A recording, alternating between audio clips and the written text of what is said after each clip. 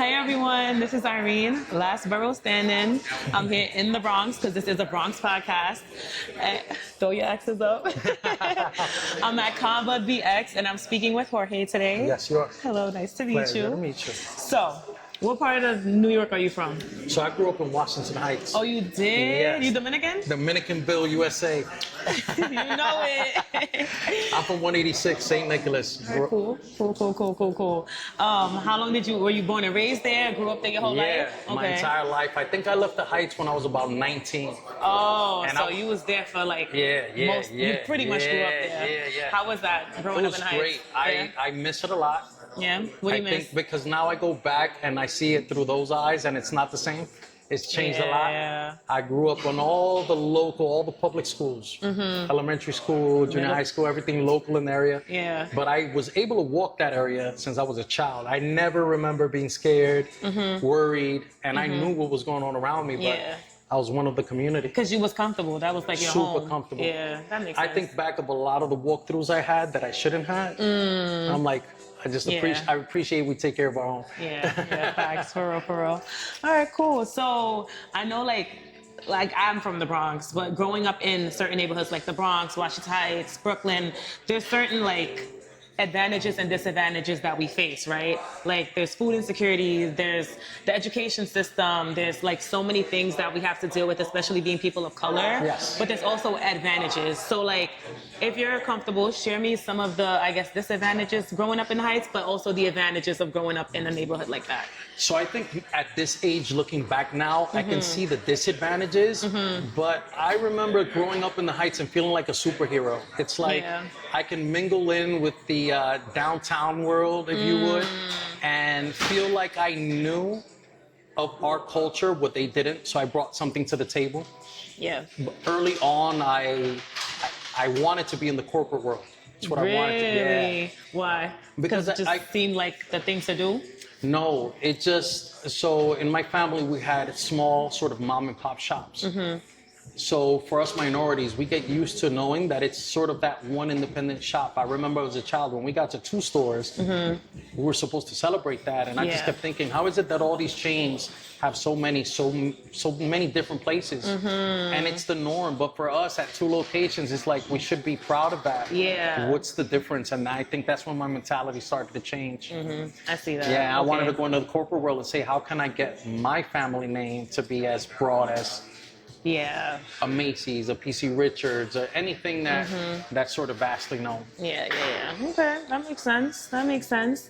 Growing up in the Heights, was there anyone influential in your upbringing, like a family member, someone on the block, like one of your friends? So everyone on the block. Yeah, it's always the block. Yeah. It's always the block, because you grow up in the neighborhood and what you see around you is your marketing. It is your merchandising.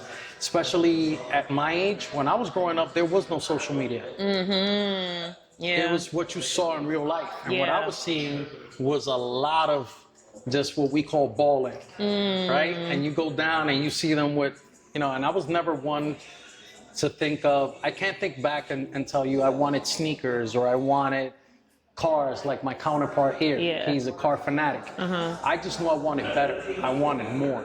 I didn't know how to identify that, but I knew I wanted more. It wasn't something tangible. No, It wasn't a one thing. I recall the way that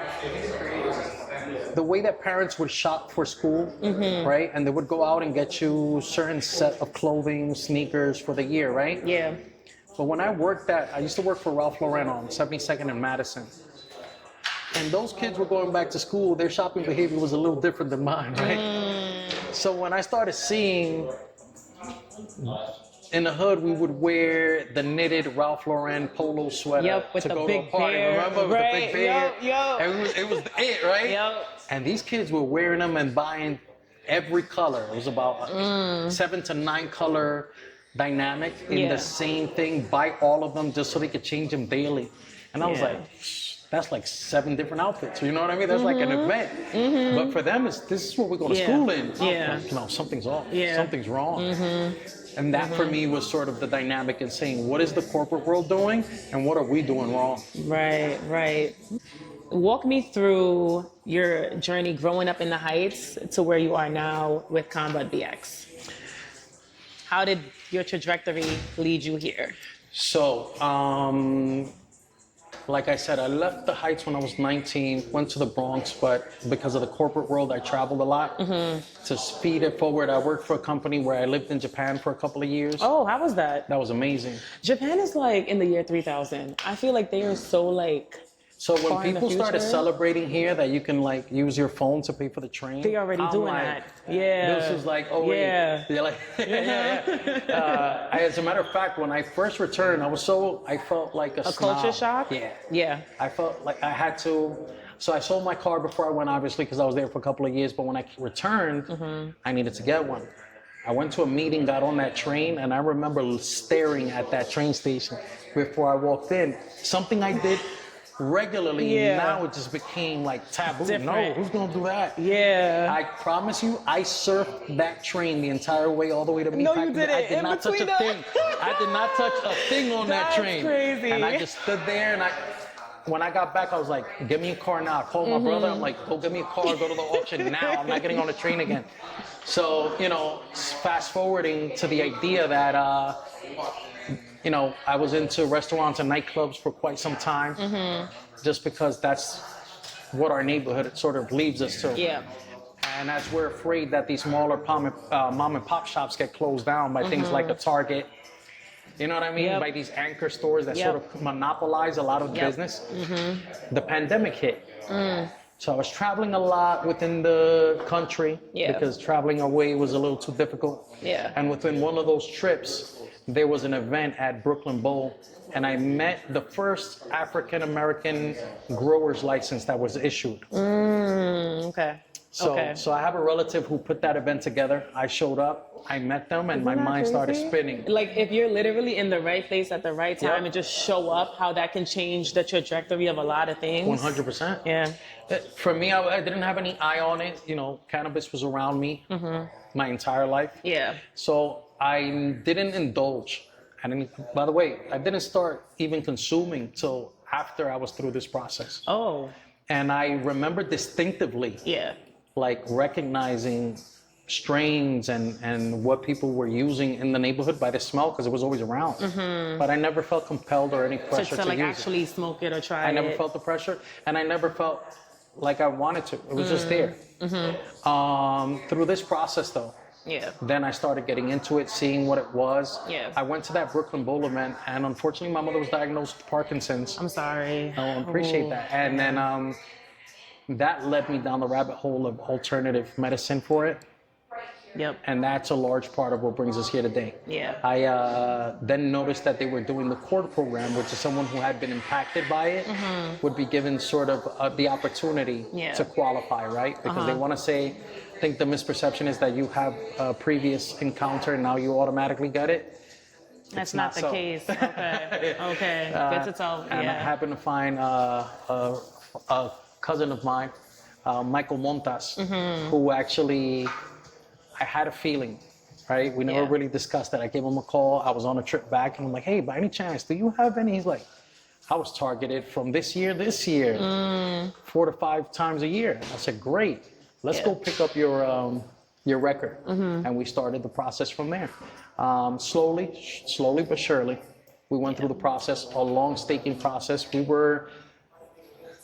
We were qualified on the second round, I believe, if not the second, the third round of the applications, which is about March of about 2 years ago. Okay. And it's taken this long till April 20th of this year for us to open up this store. Damn, the power of patience, like to literally just be sitting and waiting for years for something to actually, Oh, so let me help you out. No sitting. What you mean? Because Elaborate. So the process is Constantly, on the exterior sort of a checklist, but the history you have to come in with is extensive. So when we speak about reform for us, it's a reality. So Michael Montas actually grew up in Castle Hill, where he was doing this to provide for himself because he wanted to drive cars, is what he saw in the neighborhood. Yeah. He was targeted so often, and he then had the blessing of his daughter. And he, once she was born, decided, cold turkey, I need to stop. I need to be here for her. Yeah. As he continued on that route, went into, because of cars, auto mechanic. So he's been doing that for about 7 years prior to this license. And that, along with the infractions, is what helps you qualify that through that checklist. Wow. Right? So it's like, hey, let me see your financial history. Let's see your business financial history. Let's walk through those things. So the business acumen needs to be there. Yeah. Along with the mission. Yeah. Yeah. And that brings us here today to now we're working on opening hopefully another 2 locations, aiming for the second one to be within the next 6 to 8 months, Lord willing. And we have a few areas we're really interested in. Are you allowed to say or not yet? We are, but I'm afraid there's so many new licenses are coming up. Wherever we plant a flag, another one cannot open within 1,000 feet. I see. So that leads me to my next question, because there is a lot of smoke shops and like dispensaries now, especially since it's been legal. What makes Conbud BX stand out from your competitors? Well, not just Conbud BX. I'm gonna speak about the industry because I think it's important for everyone to know it's not just about this dispensary. The black market is not only consuming what could be a very well-educated and curated market, but it's also led the majority of the consumer to have a false narrative on what cannabis should look like. So for me, when people call it weed, I believe you are smoking weed, but it's not cannabis. Interesting. For us, those are the sort of trigger words that right now the community doesn't know what they're smoking. You don't know what you're ingesting. It's not regulated. A lot of people believe they have a nose for something, but a lot of these things are being sprayed down with terps. The majority of the community, and I'm sorry to make a blanket statement, but a lot go by the level of THC. Right. And that's not the entirety of the experience. There's other components to cannabis in there that most people don't even look into. And because the THC levels might not be the highest, doesn't mean it won't give you the best experience. So what are the other, I don't smoke currently. You don't, or you do? I don't. I don't. But what are those other components, just so that I know? Like... So there are cannabinoids, different levels of cannabinoids within it, not just THC, but there's THCA. There's also terps in there, which is what give it its profile, smell, and sort of taste when you ingest it. But for someone such as yourself, right? So you might not smoke, but if you come here, say, I just wanted to come check it out because it's nice. Yeah. But if I ask you, do you have any anxiety? You know? That's what I would look for, something calming. You know, if I'm having a rough day at work, I don't want to smoke something and get more anxiety, you know? So like I would look for, and I probably look for more of like an edible, more of like an edible type of girl. So I would eat something versus smoking it. So here, not only do we have edibles, but we break down the categories of edibles. Okay. So we have some gummies, which are very popular. Then we have chocolate that's very popular. If you have some dietary restrictions, we have certain brands that are pill where you just ingest and bypass that. Okay. And something that I think might work for you, it's actually a powder that you pour into any drink you consume. Oh, really? It gives you 10 milligrams of THC. But the reason why I would think that, I would hate for someone like you to try to take off the edge and have a bad first experience. Yeah. So you're always trying to judge how much of something you should eat. But with the drinkable one, you can sip at it, and that way you can monitor. You see what I'm saying? You're not taking it all at once. Because I've heard some horror stories. Yeah. And I work against that. So here, we're very female driven because of that. If you have a bad first experience, you're going to be very shut down moving forward. You're not going to want to dabble into it. Yeah, it's traumatic. Yeah, but if you ease into it, then you'll be more open to a chocolate, a cookie, a gummy. Something little. Yeah, of course. Yeah, okay. Yeah. So here, that's sort of what we do. We try to educate. The items have been laid out so that you can do your own research. If you have additional questions, the budtenders here are more than prevalent. They should be. Yeah. Okay. Good to know. How do you like go about your research to bringing different cannabis brands into Conbud BX? So, what goes into that process? Usually we get approached by different brands that want to be represented. The difference here is we don't just take anyone's samples, and we don't take anyone's samples for granted when we do take them in. So if you come in here and you explain to me about your brand, first of all, your mission, what your catalog looks like, then that gives me a bit more insight that your menu has a purpose. So you're aiming for a certain need in the atmosphere, right? In the business itself. Yeah. Second of all, if I believe that the mission is aligned with things that we're doing, that to me is more feather in the cap than the product. Yeah. So for me, it's sort of a mental checklist of what's their mission, what are they looking to achieve, do they fit our vision of what we want to do in the store, and more importantly, because we're new, I don't take for granted the traffic that we receive because of the black market. So I want to curate my menu as often as possible. So we're going on 8 weeks now. Yeah. I curate our menu extensively. We sell out of a product, even though it's sold out, doesn't mean we bring it back on board. Oh, because I was gonna ask you, like, if you have a bestseller, but is it constantly in rotation? We have a few that are staples now because we've built rapport with the brand. We feel that they're consistent, and we feel that they have longevity. So our customer comes in and knows what to expect. Yes. Now, there are certain aspects of the dispensary I want to treat like sneaker drops. I want you to feel that when you come in, there's going to be something that you're getting and it's new and it's segmented and for the moment.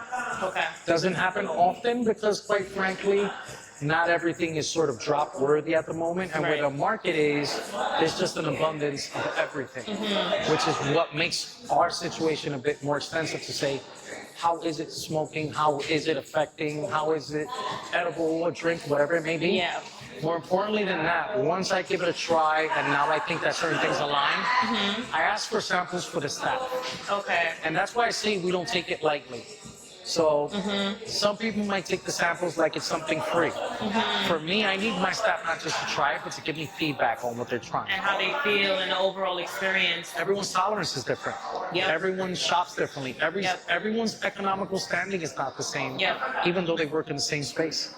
That's Just very more true. so, if you spend $5, everyone spends $5 differently. Yeah. That's a How fact. would you spend it? Yeah. So when I get their feedback, I'm shopping with all of them in mind as they represent what the consumer is. And as the consumer comes in and shows me how much they want to spend, now I'm taking note of what they're looking for. Okay. You're going to find yourself, even though we try to limit the amount of SKUs, hard pressed not to find something that makes sense. Okay. There is, even in discussions with you, if we take a look around, I'm pretty certain I can find something that you'll be at least intrigued to try, if not say, when I am ready, I'll come back for that. Okay. Good to know. Yeah, because Good of to the know. conversation, whatever you saw in the product, Yeah. maybe it resonates with you. Because if I was to come in here, I would want something that's calming, that's not going to give me an anxiety or like a bad high or have me like tripping out or like, you know, getting paranoid. So that's something that I would look for if I was to come in here, just something to just mellow me out after like a long day of work, or if I just want to vibe out and listen to some music and not like So once start bugging out, once you you know? figure out what works for you, you're gonna find that there's strains that'll make you more productive. Oh, interesting. Okay. So some people have the stigma, you know, oh, you get high and it's sort You of just this get kind of sluggish. slump. Yeah. That's not all strains, and not all strains affect every person the same. Once you find the strains that work for you for what you're looking for, there's strains that I smoke because I have to work. Okay. Or like an upstream, like if you know you're gonna go out with your friends and you want to be like 100%. a little lit. So versus. so let me tell you, the pre-gaming on a clear-headed smoke is insane. Yeah. Because you'll smoke some, jump in the shower, brush your teeth, come out. Now you don't smoke, now you don't smell like it at all, right? Then you go out. By the time you go out, you don't need but a drink or two. Oh. Right? And more importantly, sometimes you go out and you still have the date in your head, Right. and you haven't really let it go. Yeah. But if you find the right one for you, you're ready to enjoy that moment. Yeah. And a lot of us who tend to be behind a monitor for a long time, Yep. it's like hard. myself. Yeah, it's hard to get your brain to sort of stop working, right? To just mellow out and shelf it. Exactly. And there's some strains that you can find that'll work for you, that'll help you focus on what you're doing in the moment, and push everything else to the side, and let you enjoy yourself. Good to know. Yeah, so there's a little of everything. So curating it here to your original question is of the utmost importance. My customers' feedback as well as my staff's feedback, and how they present it and how we receive it is really what I strive for. Okay. I love the idea that I don't need to be in the building to explain what needs to happen here. The staff kind of just knows. The staff just needs to know that we're here to cater to you. Yeah. And the customer's going to come in and purchase something. Yeah. But if they purchase the right thing, then that's how they repeat. That's how they come back. I love how intentional that is. So, seeing that you're from New York, you already kind of know gentrification. Yes. You get the gist of it. What is your POV on that? Good, bad, pros, cons? I have a mixed feeling. In some aspects, I think it's almost a necessary evil so that we can get an up close and personal view of how the power dynamics are different depending on economic standing, if you would. Yeah. And a lot of us grow up in neighborhoods that we never leave. So we can travel New York and feel like tourists by going to downtown, by going, you know what I mean? So a lot of times when it comes into the neighborhood, it's sort of that splash of cold water to say, hey, there's a bigger world out here, right? And some people, I've met people who've never left New York City, who don't own a passport. Yep. So on those folks, I say it's great for them to see what exactly is going on. Yeah.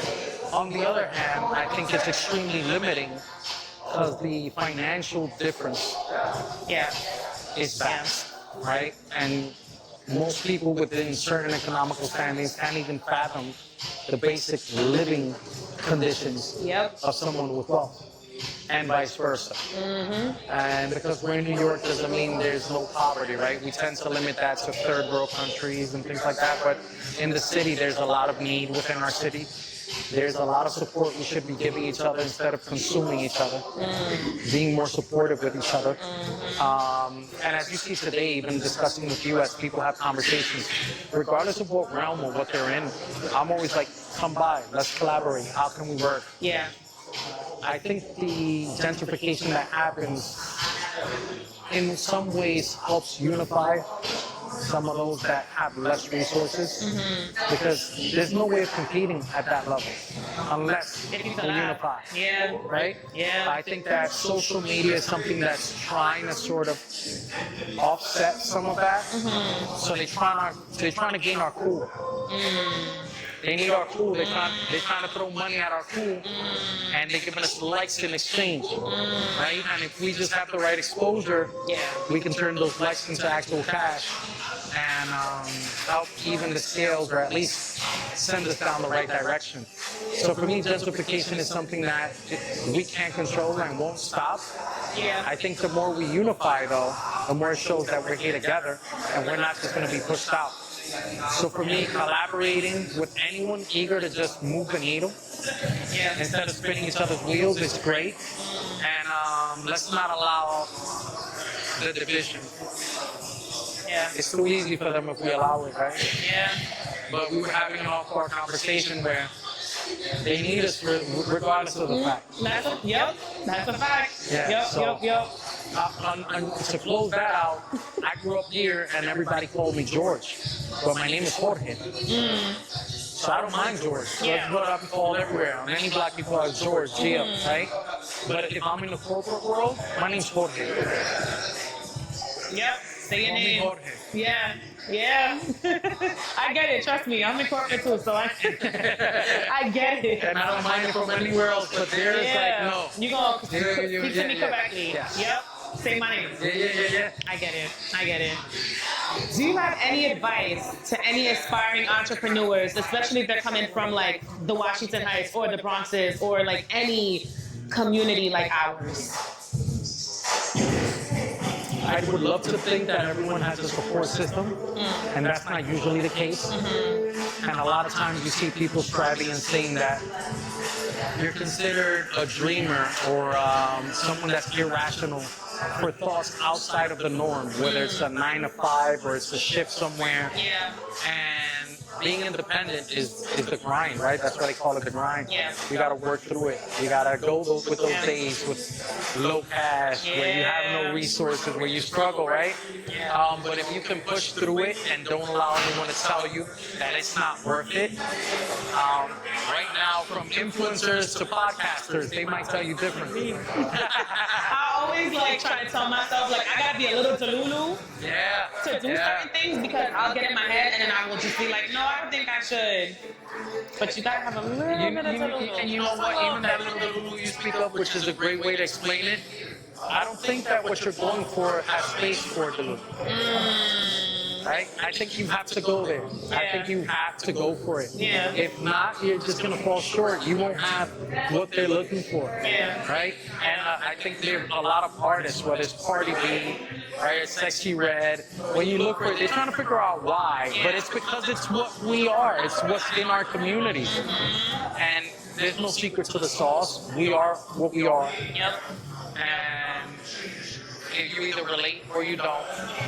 You're either intimidated or you're at home. But there's never an in-between. Yeah. Right? You gotta pick a side. There's a duality in everything. Yeah, for sure.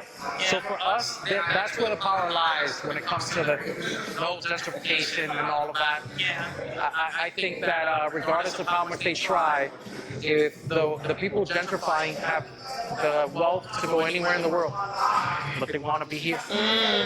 They want to be in our spaces. Yeah. Something there. Yeah. So why give it up? Fight for it. Facts. Is there anything else you want listeners to know about Conbud BX or about you as an individual? Where can they follow you, find you? Just give everyone kind of like a, you know? Yeah, so you can follow me at geo_gifted on Instagram and Conbud BX on Instagram. Please follow, give us some mentions, DM us. We respond to everything, really active. If you feel there's any, edits we need to make to the store, any products we would like to follow, I think that's a great platform to sort of let us know where it is. And the last thought for me, I think that even with her offline, we had a larger conversation that she could have probably assumed. And if all of you just take a moment to come by and speak to one of us, you'll find yourselves with a lot broader scope on what cannabis is and the products that we have than previous. So we're looking to welcome all of you in, give you the educational piece of what we have, and we're hoping that we can do more of this. So more sort of influencers, YouTubers, you want to come, my space is open to you. We host a local CrossFit class here on Fridays where we clear out the room and they just go to it. We have DJs that do streaming on Twitch and Apple Music here every Wednesday.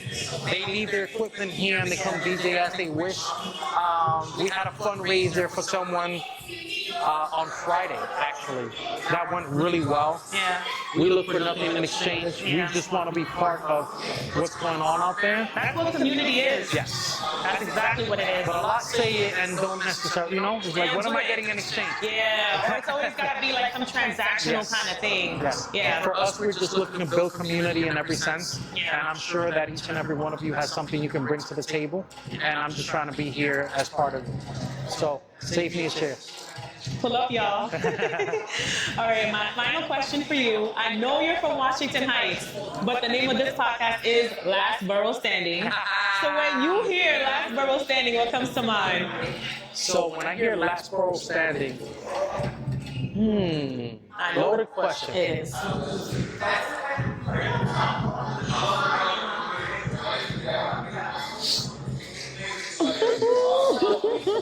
There's so much I just said to myself, and I don't want to say it out loud. But I will tell you this. The Bronx resonates at the end of the day, even though there's a lot to say about boroughs. And the reason is that Yankee hat, which today might be the one day of the week I'm not wearing it. So this day I refuse to wear any other hat.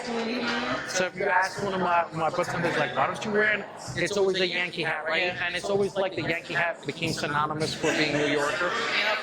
And even though I grew up in Washington Heights, whether it's yellow Tims and Yankee hats, right? It's sort of what makes you, it's proud, right? Yeah. So there's some pride in it. When I travel a lot, go to other states and they see me in They know what time it is. It's a New York uniform. So even though we call it Last Borough Standing for all of you out there, I don't want to divide the five, but I will tell you when we're out of this state, we're all one symbol.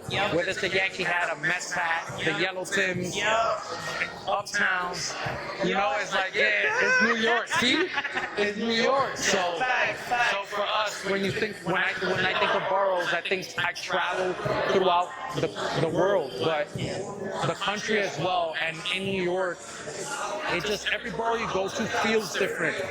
I can talk to somebody and know when they're not from the Bronx, or know when they're not from the Heights, or when they're not from Brooklyn. The way they talk, they articulate, it's like different. You can tell immediately. I had a guy here last week into cannabis for a long time.